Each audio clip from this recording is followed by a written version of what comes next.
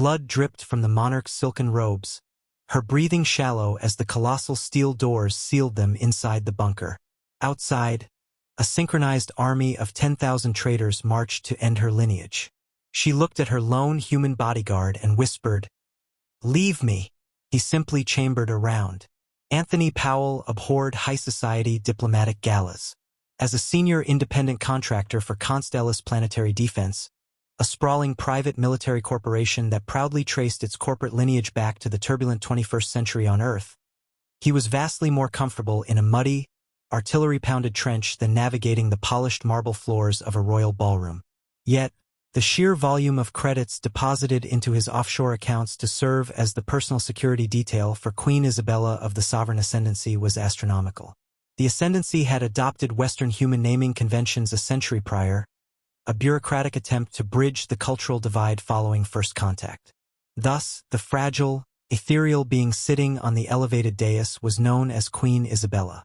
Though her biology was distinctly non-human, she stood nearly 7 feet tall, possessing skin that shimmered like crushed pearl and large, luminous eyes that took in the grand hall of the orbital station.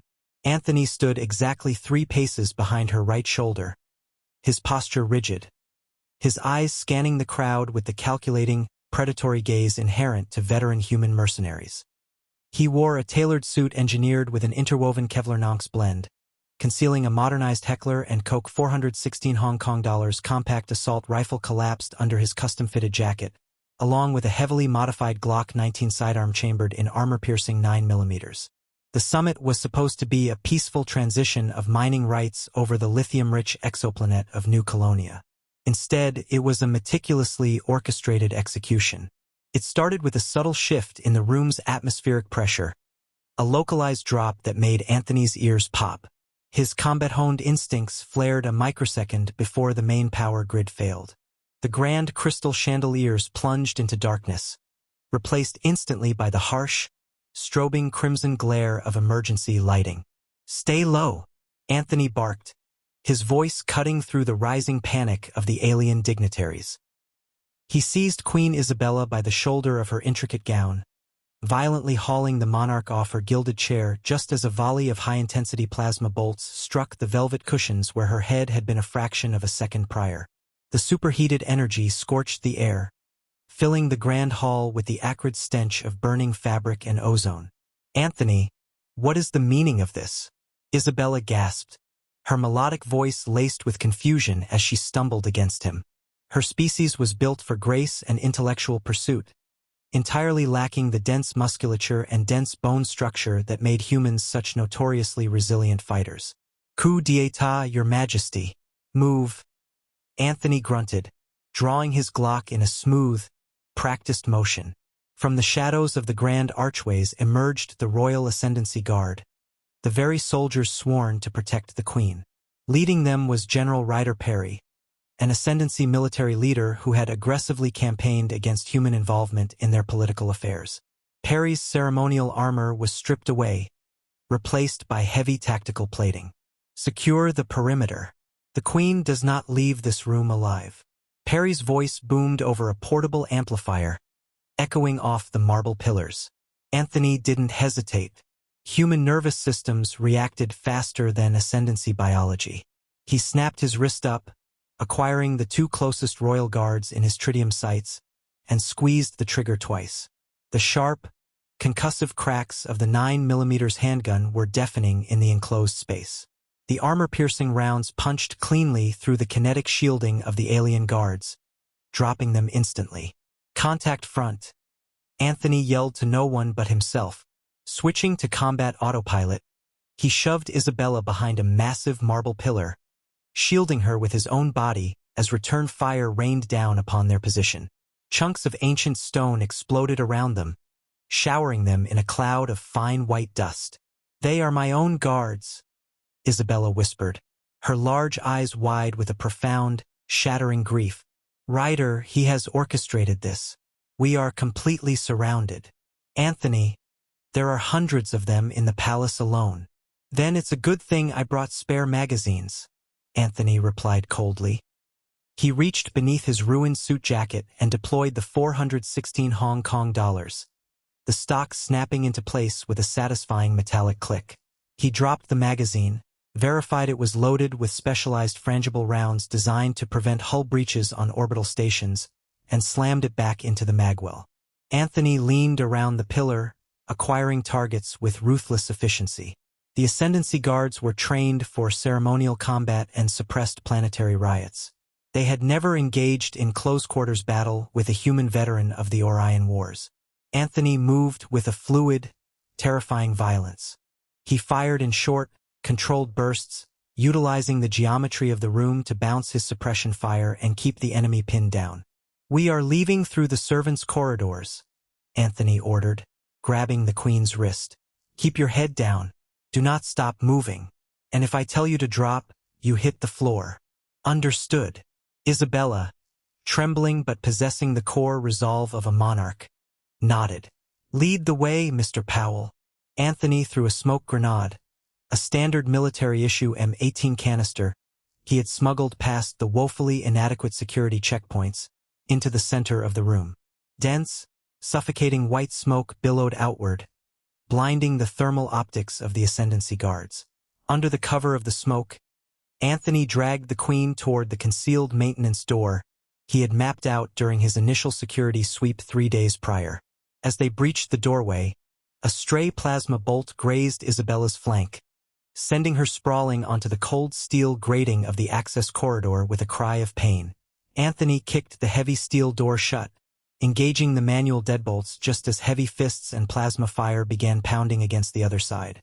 The maintenance shafts of the orbital station were a stark contrast to the opulence above. It was a labyrinth of exposed conduit, dripping coolant lines, and the deafening, rhythmic thrum of the station's life support turbines. The lighting here was sparse, casting long, menacing shadows across the grated catwalks. Anthony knelt beside the fallen Queen. Isabella was clutching her side, her pale, pearlescent skin stained with a glowing, cyan-hued vital fluid. The plasma bolt had cauterized the outer edges of the wound, but the kinetic impact had ruptured something deeper. Her breathing was shallow, rapid, and strained. "Let me see," Anthony demanded, gently but firmly pulling her hands away. He unzipped his tactical medkit, an upgraded version of the combat trauma bags used by Earth's elite pararescue units. "It burns," Isabella whispered, her usual regal composure cracking under the reality of physical trauma. "My biology. We do not heal quickly, Anthony. The shock alone could induce a cardiac cascade." "Not on my watch," Anthony replied gruffly. He pulled out a packet of quick-clot combat gauze infused with advanced HEMA agents. "This is going to hurt, Your Majesty. Bite down on this." He handed her a sterilized polymer bite block. Isabella clamped down, and Anthony aggressively packed the wound, applying direct, heavy pressure. The Queen let out a muffled, agonizing shriek, her slender body arching off the grating. Anthony's hands were steady, his face a motionless mask, though internally he was calculating their rapidly dwindling odds of survival. He applied a pressure dressing, wrapping it tightly around her waist to secure the packing. "Drink this," he said, handing her a small canteen of electrolyte-infused water mixed with a mild, human-grade liquid painkiller that he knew wouldn't cross-react fatally with her alien physiology. "It'll stabilize your heart rate." Isabella swallowed heavily, leaning her head against the cold steel bulkhead. She looked at the blood on Anthony's hands, her blood. "You did not hesitate to kill them," she noted softly, the painkiller beginning to dull the sharp edges of her agony. "My guards, you ended their lives in the blink of an eye. Is violence so natural to your kind?" Anthony wiped his hands on a rag, checking the action on his rifle. "When someone points a gun at my principal, I don't ask about their childhood, ma'am. I neutralize the threat. It's what Const Ellis pays me for. It's what you pay Const Ellis for. I hired human security because your reputation for durability is legendary," Isabella said, her voice weak but steadying. "General Perry always claimed humans were little more than apex predators wearing suits. Brutal, uncivilized. I thought him a xenophobic fool. But seeing you in that room, the coldness of it all." Anthony looked at her, his jaw set, We are what the universe made us, Queen Isabella. Earth wasn't exactly a paradise. We fought for every inch of dirt, every drop of water. It made us hard, but it also means we don't quit. Perry's mistake was thinking this was a political assassination. He didn't realize it was a tactical engagement.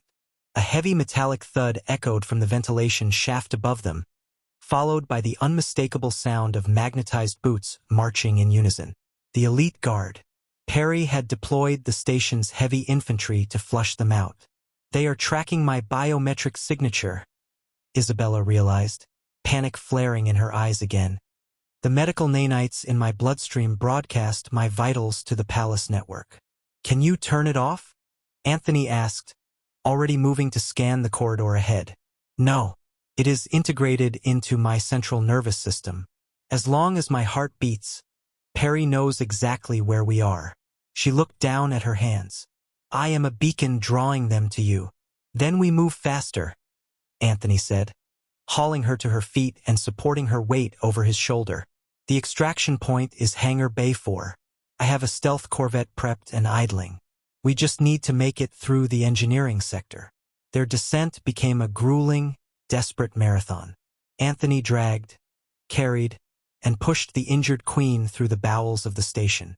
Twice, they encountered forward scouting patrols of the elite guard. Both times, Anthony executed textbook ambushes. He utilized the environment perfectly, using high-pressure steam pipes as cover and firing through the thin bulkheads to eliminate the threats before they could even level their weapons. To Isabella, it was terrifying. The human didn't fight with the honorable, face-to-face dueling etiquette of the ascendancy. He fought dirty. He shot from the shadows. He used misdirection, and he aimed for the most vulnerable joints in their armor. He was a machine of war, executing a bloody algorithm to keep her breathing. As they descended deeper, the air grew incredibly hot and thin. The environmental controls in the engineering sector were failing, likely a sabotage effort by Perry to flush them upward. Sweat poured down Anthony's face, stinging his eyes, but his grip on his rifle never wavered. Anthony, Isabella gasped, her weight growing heavier against him. If we reach the hangar, what then? The planetary blockade is already in effect. I saw the alerts on my personal terminal before the comms went down. The entire Ascendancy First Fleet surrounds this station. One problem at a time, Your Majesty, Anthony grunted, kicking open a rusted access hatch. My pilot William is one of the best blockade runners in the sector. He used to fly atmospheric insertion drops for Lockheed Martin's off-world division. If there's a gap in that fleet, he'll find it. We just have to get to the ship. They entered the final corridor leading to Hangar Bay 4. The heavy blast doors were sealed, glowing with the red indicator lights of a manual lockdown. Anthony approached a terminal, plugging in a decryption bypass drive he kept on his tactical vest. The screen scrolled rapidly with lines of code as the human-engineered software aggressively dismantled the alien security protocols. Almost there, Anthony said, the heavy doors groaning as the locking mechanisms began to retract. Isabella stood leaning against the wall, watching him. You have risked much for a contract, Anthony Powell. More than credits can repay. I signed a contract, Anthony said simply, not looking back. A human's word is his bond. Besides, I don't like bullies, and Perry is a bully. The blast doors finally parted with a hiss of compressed air, sliding into the walls to reveal the massive expanse of Hangar Bay 4. But the relief that washed over them lasted only a fraction of a second. The hangar bay was not empty. The stealth corvette was there, sitting silently on the launch pad, but it was surrounded. Waiting for them in the cavernous, dimly lit expanse of the hangar was an army. Row upon row of Ascendancy heavy infantry stood in perfect, terrifying formation. Towering mechanized combat suits armed with rotary plasma cannons flanked the infantry battalions. At the forefront stood General Ryder Perry, his face illuminated by the harsh glare of a holographic tactical display. The hangar doors behind the army were sealed tight, the launch mechanisms disabled. They had walked directly into a massive, heavily fortified kill box. Anthony instantly pushed Isabella back into the shadow of the doorway, his mind racing through tactical permutations. There were thousands of them, snipers positioned on the overhead gantries, heavy armor blocking the primary approach. The stealth corvette was completely inaccessible. Perry's voice echoed through the hangar's public address system, dripping with smug satisfaction. Queen Isabella, it is over. The humans' tricks have delayed the inevitable, but you have nowhere left to run. Step out into the light and surrender. I promise your execution will be swift and dignified, befitting your former station. Isabella slumped against the wall, the cyan blood seeping through her bandages. The reality of the situation crashed down upon her. She looked at the army, then up at the towering ceiling of the hangar, and finally at Anthony. The rugged, scarred human was rapidly checking his remaining ammunition. His face was a mask of furious concentration. He pulled a heavy belt-fed light machine gun from a hidden cache just inside the door, a weapon he had staged days ago, anticipating a worst-case scenario. It was an M249 SAW variant modified for vacuum environments, loaded with depleted uranium rounds. Anthony? Isabella whispered, her voice trembling, stripped of all royal pretense. She reached out, her long, elegant fingers gently touching his armored forearm. He paused, looking down at her. It is over, she said, tears of crystalline fluid forming in her large eyes. You have fought bravely. You have shown me the true spirit of humanity. But this is not your war, and these are not your people. You are a contractor. The contract is void. They want me, not you. She swallowed hard, pushing herself up slightly. I will walk out there. I will surrender to Perry. In exchange, I will demand they let you leave on the Corvette. Perry will agree. He does not want a diplomatic incident with the human megacorporations by executing one of their citizens unnecessarily. Anthony stared at her, his cold blue eyes unreadable. Isabella closed her eyes, the pain and exhaustion finally breaking her spirit. Leave me, the alien queen whispered, her voice breaking. Go home, Anthony. For 3 agonizing seconds, there was only the hum of the station's reactors and the distant marching of the troops adjusting their lines. Then Anthony Powell let out a low, rough exhale. He reached down and gently but firmly pushed Isabella back into the recess of the maintenance corridor, out of the line of fire. I told you, Your Majesty, Anthony said, his voice dropping to a gravelly, terrifying calm. I don't break my contracts, and I definitely don't take orders from traitors. Anthony turned his back to her. He didn't walk toward the Corvette. He didn't raise his hands and surrender. He walked out of the shadow of the doorway, directly into the open expanse of the hangar, stepping into the harsh spotlight of the Ascendancy Army's targeting lasers. Hundreds of red dots painted his armored chest and face. He casually slung the heavy M249 machine gun over his shoulder, walking with the slow, deliberate swagger of a man who had made peace with death a long time ago. He stopped 50 yards from the front line of Perry's infantry. Perry! Anthony's voice boomed, completely unamplified, but carrying the raw, primal acoustic power of human vocal cords pushed to their limit. You think you've won because you brought an army? General Perry sneered from behind a phalanx of shielded guards. You are one man, human, a primitive primate with a slug thrower. Do you truly believe you can fight an entire legion? Stand down and I will let you live. Anthony cracked his neck, the sound sharp in the tense silence. He reached into his tactical rig and pulled out a heavy cylindrical object. It wasn't a standard grenade. It was a localized grav distortion explosive, an illegal human military weapon banned by 3 separate galactic treaties. He slammed it onto the metal floor, twisting the arming dial. I'm not here to fight your legion, General. Anthony smiled, a feral, terrifying baring of teeth that sent a primal shiver down the spines of the alien soldiers. I'm here to buy my pilot exactly 4 minutes to bypass the launch locks. Anthony racked the charging handle of the heavy machine gun. The metallic clatter echoed like a death knell in the massive hangar. He planted his boots on the steel deck, bracing his stance. Come and get it. The grav distortion explosive did not detonate with a fiery blast or a concussive shock wave. Instead, it emitted a high-frequency, ear-splitting shriek, followed immediately by a visual tearing of reality itself. A sphere of warped gravity, 30 feet in diameter, bloomed in the center of the Ascendancy vanguard. For the alien soldiers caught within its radius, the effect was catastrophic. The localized gravity suddenly spiked to 80 gs, instantly crushing the heavy infantry into the steel deck. The towering mechanized combat suits designed to withstand anti-armor plasma fire simply folded inward like crushed aluminum cans under the immense invisible weight. Their internal reactor cores ruptured, spewing superheated coolant and raw energy into the surrounding ranks. The kinetic shielding that protected the Ascendancy forces was utterly useless against a fundamental manipulation of physics. Anthony did not pause to admire the devastation. The instant the distortion field collapsed, he squeezed the trigger of the M249 saw.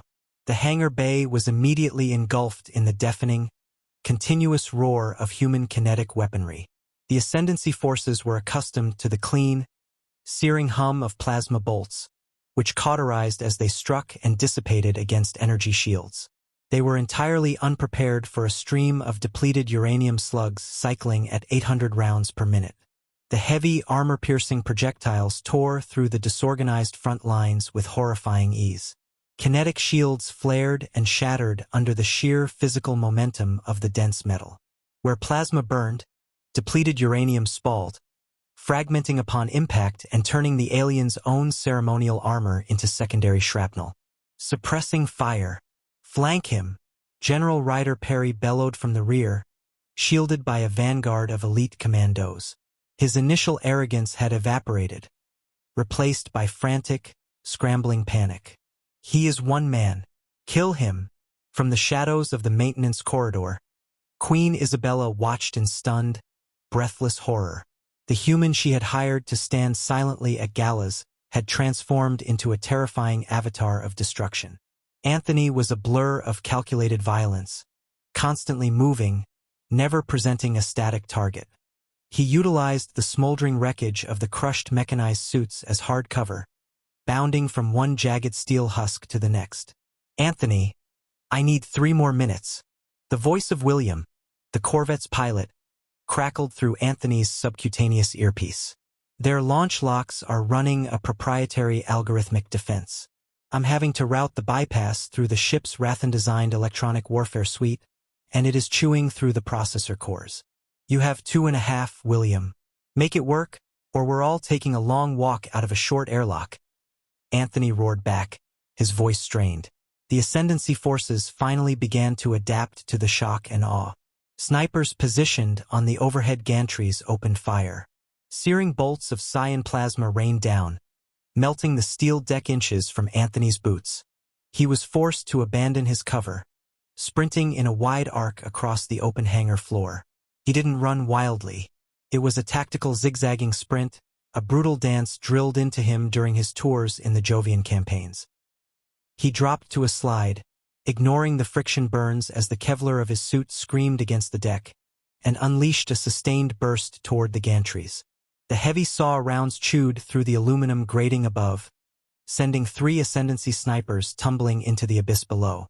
But the sheer volume of fire was overwhelming. A glancing plasma bolt caught Anthony in the left shoulder. The kinetic Nomex weave of his suit absorbed the brunt of the heat, but the kinetic impact spun him around like a rag doll. He slammed hard into the landing strut of an inactive cargo hauler, his left arm going entirely numb. The saw slipped from his grasp, clattering uselessly to the floor out of reach. "The human is down," a squad leader shouted, pointing a glowing plasma carbine toward the cargo hauler. "Advance and execute." Anthony grit his teeth, spitting a mouthful of blood onto the deck. His shoulders screamed in agony. The flesh beneath the armor was seared black. He fell back on muscle memory and the ingrained, stubborn refusal to die that defined his species. He drew his modified Glock 19 with his good right hand. As the first wave of infantry rounded the landing strut to finish him, Anthony fired. Crack, crack, crack, crack. The double taps were flawless, precisely placed in the microscopic gaps between their neck plating and helmets. For guards dropped in a chaotic heap. Seeing the slaughter, Perry made a desperate, ruthless calculation. The human was too entrenched, too dangerous to engage directly. But the human was not the primary objective. "Ignore the contractor," Perry commanded over the tactical net, pointing his heavy sidearm toward the open maintenance corridor. "The Queen is in that doorway. Concentrate all fire on the opening. Bring the ceiling down on her." Anthony's blood ran cold. He looked across the expanse of the hangar. Two heavy rotary plasma cannons mounted on surviving mechanized tripods were swiveling their massive barrels away from him, locking their targeting lasers directly onto the dark archway where Isabella was hidden. There was no time to think. There was no time to calculate odds. Anthony bolted from his cover. Abandoning the minimal safety of the cargo strut, he sprinted directly into the open kill zone, placing his body squarely between the heavy cannons and the corridor. "No!" Isabella screamed from the darkness, witnessing the suicidal charge. Anthony unclipped his final piece of ordnance, a heavily modified white phosphorus incendiary grenade. He primed it and hurled it with every ounce of strength remaining in his battered body, aiming not for the soldiers, but for the volatile coolant tanks stacked precariously behind the plasma cannons. The plasma cannons fired simultaneously. A blinding wave of superheated energy washed over the hangar. One of the bolts clipped Anthony's right thigh, burning completely through the tactical plating and vaporizing muscle tissue. He collapsed, crying out in raw, unfiltered agony, his momentum carrying him forward as he skidded to a halt mere feet from the maintenance doorway. A microsecond later, his incendiary grenade detonated against the coolant tanks. The resulting explosion was catastrophic. The volatile chemicals ignited in a blinding, expanding fireball of white-hot destruction, consuming the plasma cannons, their operators, and a massive swath of the advancing infantry. The shock wave blew out the hangar's internal atmospheric containment fields, triggering the emergency bulkheads to screech in protest. Silence, thick and heavy, descended upon the hangar, broken only by the crackle of burning wreckage and the groaning of stressed metal. Anthony lay on his back, his chest heaving, his vision blurring at the edges. His suit was a ruined, smoking mess. He couldn't feel his legs. "Anthony!" Isabella was kneeling beside him, her pearlescent hands hovering over his charred armor, terrified to touch him. Tears streamed freely down her face. "Why? You had cover. You could have surrendered. Why did you do that?" Anthony coughed, tasting copper. He managed a weak, blood-stained smirk. "I told you, Your Majesty. Humans, we don't like bullies."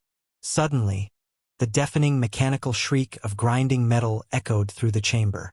The massive launch clamps securing the stealth corvette violently retracted. Locks bypassed. Engines hot. William's voice roared through the external speakers of the corvette. "Anthony, move your ass." The corvette's automated point defense system sprang to life. Twin rotary Gatling cannons dropped from the ship's belly, their targeting sensors glowing an angry, hostile red. With a mechanical whir, they spun up and unleashed a torrent of suppressing fire over Anthony and Isabella's heads, forcing the surviving shell-shocked ascendancy forces, including General Perry, to dive for cover. "Time to go, Queen Isabella," Anthony gasped, fighting through the shock radiating from his leg. He reached up, grabbing her arm. Isabella didn't hesitate. Driven by a newfound, desperate strength, the fragile alien monarch hauled the heavily armored 200-pound mercenary to his feet. Wrapping his good arm around her slender shoulders, she supported his weight, half carrying, half dragging him across the burning deck toward the descending boarding ramp of the stealth corvette. Plasma fire streaked past them, ricocheting off the ship's reinforced hull, but the point defense turrets kept the enemy pinned. They stumbled up the ramp just as it began to retract. The heavy airlock doors sealed shut behind them, cutting off the chaos of the hangar bay. The interior of the stealth corvette was utilitarian, bathed in the dim blue glow of tactical lighting. William, a wiry human with augmented ocular implants and grease-stained flight overalls, was furiously manipulating the controls in the cockpit. "Strap in tight," William yelled over his shoulder as Isabella dragged Anthony into the secondary co-pilot seat and secured the heavy 5-point harness over his chest. "We've got the entire Ascendancy First Fleet sitting right on top of this station, and they are not happy." Isabella collapsed into the jump seat behind them, her chest heaving, clutching her bandaged side. William, there are 3 dreadnoughts out there. We cannot fight them. We must surrender. Who said anything about fighting, Your Majesty? Anthony grunted, injecting a heavy dose of synthetic morphine into his thigh using an autodoc syringe from the console. His breathing steadied as the pain instantly receded behind a chemical wall. William, blow the doors. Blowing the doors, William confirmed, grinning maniacally. Instead of waiting for the hangar bay doors to cycle open, a process Perry had undoubtedly frozen from the command center, William activated the corvette's forward-facing plasma torpedoes. 2 bright flashes illuminated the cockpit, followed by a violent shudder as the torpedoes slammed into the heavy external blast doors. The reinforced titanium buckled, melted, and shattered outward into the vacuum of space. Punch it, Anthony ordered. The corvette surged forward with bone-crushing acceleration. The inertial dampeners whined in protest as they blasted through the jagged, molten opening of the hangar bay, shooting out into the dark, silent expanse of orbit. The view screen was immediately filled with the terrifying silhouette of the Ascendancy First Fleet. Hundreds of sleek, heavily armed warships hung in the void, forming an impenetrable blockade around the planet of New Colonia. Instantly, warning klaxons began screaming inside the corvette's cockpit. We have target locks, William announced, his hands flying across the terminal. Multiple destroyer-class vessels are painting us. Missiles are in the tubes. They are demanding immediate power down. Evasive maneuvers, Isabella pleaded, staring at the impending doom on the monitors. Please, they will vaporize us. Hold your course, William, Anthony said calmly, his eyes fixed on the primary sensor array. He checked his chronometer. Wait for it. Anthony, what are you doing? Isabella demanded, panic rising in her voice again. They are going to fire. Just watch, Your Majesty, Anthony whispered. On the view screen, the closest Ascendancy dreadnought began to glow with the unmistakable buildup of a heavy plasma lance. It was aiming directly for the tiny fleeing corvette. Isabella closed her eyes, bracing for the end. Then space tore open. It wasn't the small, localized distortion of a tactical grenade. It was a massive, system-wide rupture of the slipstream continuum. Real space twisted and screamed as a colossal gravitational anomaly manifested directly in the center of the Ascendancy blockade. Out of the swirling vortex of slip space tore a leviathan of human engineering. It was a Constellus Planetary Defense Command Carrier, a vessel easily 3 times the size of the largest Ascendancy dreadnought, bristling with heavy railguns, nuclear torpedo bays, and thousands of strike fighters. The words unyielding resolve were painted across its massive, blocky hull in stark white lettering. But it wasn't alone. Behind the carrier, dozens of heavy cruisers and destroyer escorts dropped out of slip space, forming an immediate, aggressive combat formation.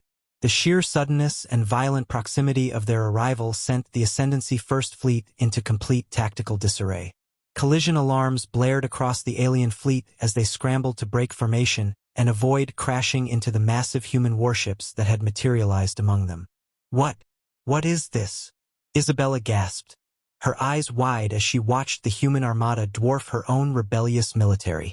Anthony slumped back into his chair, a weary sigh escaping his lips as the morphine took full effect. This, Your Majesty, is the cavalry. The comm console crackled to life, static giving way to a crisp, authoritative human voice. Stealth corvette, designating Const Ellis Alpha 9. This is Admiral Vance of the United Earth Defense Coalition, commanding the Unyielding Resolve. We have you on our scopes. Move to our starboard docking bay. We have a medical team standing by for you and the VIP. Copy that, Admiral, William replied, banking the corvette smoothly toward the massive carrier. Good to see you out here. We received the distress beacon from your tactical rig the moment the power grid failed in the ballroom. Powell, the Admiral's voice continued, a hint of grim satisfaction in his tone. We've been sitting in slip space at the edge of the system for 3 days, waiting for the signal. Queen Isabella turned her head slowly, looking at Anthony. The realization hit her like a physical blow. The timeline, the sheer scale of the human fleet. "You knew," she whispered, her voice a mixture of awe and betrayal. "You knew Perry was going to betray me." Anthony looked at her, his expression softening, stripped of the cold mercenary facade. "My employers suspected it, Your Majesty." Constellus intelligence intercepted encrypted communications between General Perry and a radical xenophobic faction 3 months ago. "We knew he was planning a coup during the summit." "Then why didn't you warn me?" she demanded, tears welling in her eyes again. "My guards, the people on that station, you let them die. If we warned you, Perry would have simply denied it, retreated into the shadows, and planned a quieter assassination."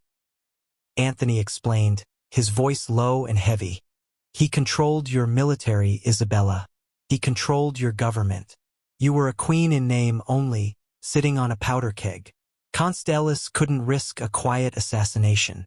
If you died, New Colonia's lithium mines would fall to Perry, and he would have embargoed Earth." Isabella stared at the massive human fleet maneuvering outside the window, their railguns already locking onto the Ascendancy dreadnoughts, forcing them into submission without firing a single shot. "So I was bait?" "No," Anthony said firmly, reaching over and gently placing his hand over hers. "You were the catalyst. Earth needed undeniable proof of Perry's treason to legally intervene without violating the Galactic Non-Interference Treaty.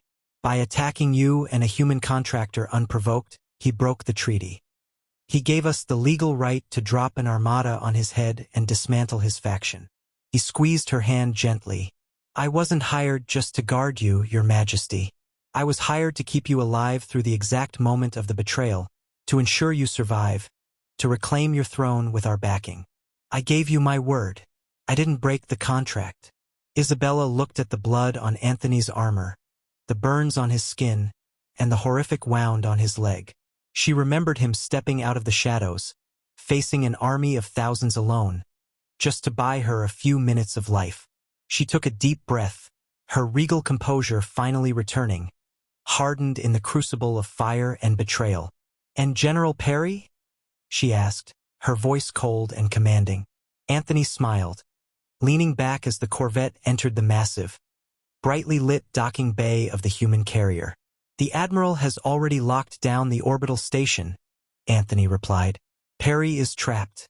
He's all yours, Queen Isabella." The Corvette touched down on the deck with a heavy, satisfying clunk. Medical teams and heavily armed Constellus Marines were already rushing the ship, ready to secure the Monarch and treat her wounded guardian. Anthony unbuckled his harness, wincing as the movement pulled at his burns. He looked over at the alien queen, offering her a respectful, exhausted salute. "God save the Queen," Anthony whispered. Isabella looked at the rugged, scarred human, a profound respect blooming in her chest for the brutal, fiercely loyal species that had just saved her world. "Thank you, Anthony Powell," she replied softly. "God save the humans. Are you hooked on this universe of gritty human mercenaries and epic space battles? If you want to see Queen Isabella take back her throne and Anthony rebuild for his next impossible contract, smash that like button. Share this video with your fellow sci-fi junkies and subscribe to the channel right now. Drop a comment below on what alien race Anthony should face next.